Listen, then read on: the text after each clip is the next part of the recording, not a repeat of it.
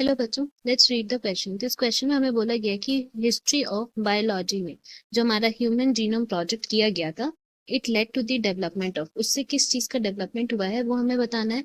जहाँ पे ऑप्शंस हमें दिए गए हैं: A bioinformatics, B biosystematics, C है बायोटेक्नोलॉजी और डी है बायो मॉनिटरिंग। सो इस क्वेश्चन की अगर हम की कॉन्सेप्ट के बारे में बात करते हैं, then it will be human genome project. So यहाँ सबसे पहले हम लोग ह्यूमन जीनोम प्रोजेक्ट के बारे में बात करेंगे।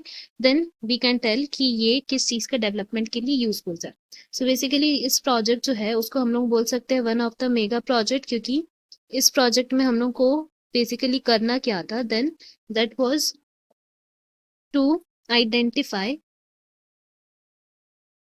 All the genes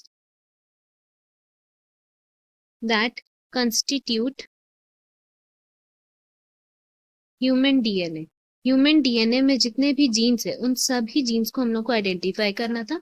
that was around 20,000 to 25,000 genes थे, उन सबको हम लोग को आइडेंटिफाई करना था, उनकी इंफॉर्मेशन को स्टोर करना था and to map all the human genes which are present in DNA.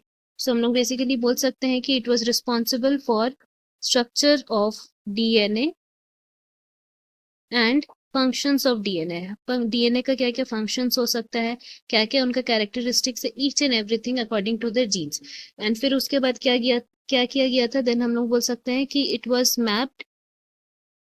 तो हम लोग लिख सकते हैं मैपिंग ऑफ जीनोम किया गया था for each individuals which consist of various nucleotides. क्योंकि हर जो हम लोग जीनोम को जब मैपिंग करते हैं तो हर जीनोम डिफरेंट होगा। क्यों? ऑन द बेसिस ऑफ, हम लोग इसको बोल सकते हैं किस बेसिस पे, then it will be on the basis of nucleotides. हम लोग बोल सकते हैं there would be differences and इसी को हम लोग को आइडेंटिफाई करना था इन एवरी जीनोम। नाउ ये जो आइडेंटिफाई होता था न्यूक्लियोटाइड सीक्वेंस हर क्रोमोसोम का, वो कहीं ना कहीं कुछ हद तक सिमिलर रहता था, कुछ हद तक डिफरेंसेस रहता था। सो हम लोग बोल सकते हैं कि ये तो जो था, it led to the development of bio informatics.